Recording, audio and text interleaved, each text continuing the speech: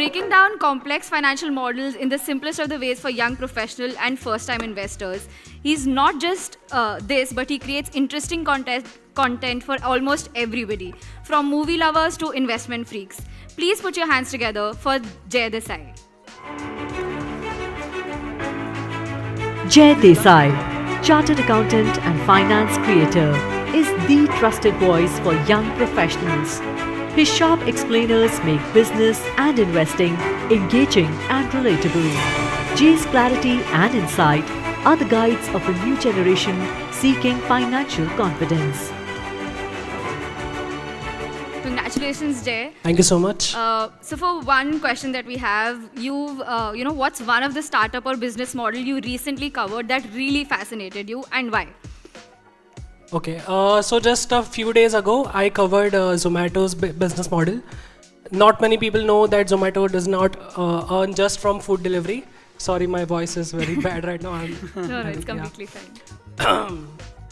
So I covered how Zomato earns not just from Zomato as a app. It earns from Blinkit, it earns from Hyperpure, like the entire business model of Zomato, how it earns not just from food delivery, but from ads, from grocery delivery, from farm to fork supply that it supplies to restaurants, and many more things. So Great. yeah. And my question is that what is your opinion on Indian TV shows like Gullak, Dupaya, Scam 1992? How do you think that such shows work for spreading financial awareness, and which one is your personal favorite? Personal favorite, actually I just recently saw Dupaya, right? You mentioned. Yeah, it's a recent show. Yeah, it does not talk really about finance, but it talks about dowry, it talks about how finance works in rural sectors. Yes, right? exactly. Yeah, so I think it is really necessary what these kind of TV shows are doing. That I think that just means that financial literacy is not just a niche anymore, it's becoming mainstream.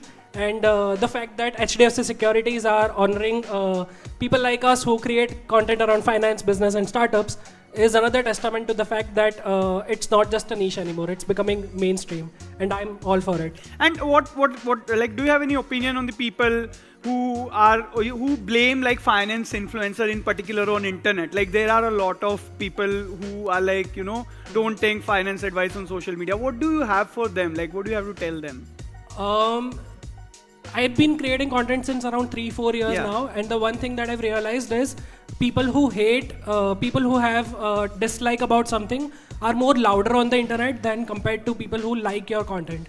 Like, for example, if someone likes your content, they will not really appreciate or comment on every reel that you're doing a good job, keep it up.